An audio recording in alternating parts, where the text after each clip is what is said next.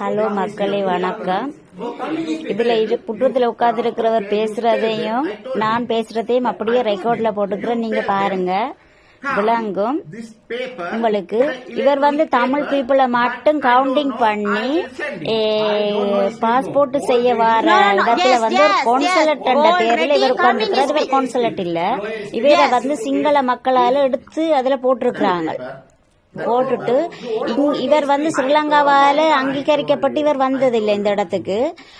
இவர் இப்ப என்ன செய்யறாருன்னா, இங்க உள்ளவரும் இவர் இவருக்கு ஒரு ஃப்ரெண்ட் இருக்கு ரோம் எம்பசியில ஃப்ரெண்ட் இருக்கு. அந்த ஃப்ரெண்டு எங்கள்கிட்ட டெலிபோன் பண்ணி கதைக்க கொடுக்குறாரு. இவரும் கேட்கிறாரு 450 ரூபா தாங்க, உங்களுக்கு பாஸ்போர்ட் செஞ்சு தாரமண்டு.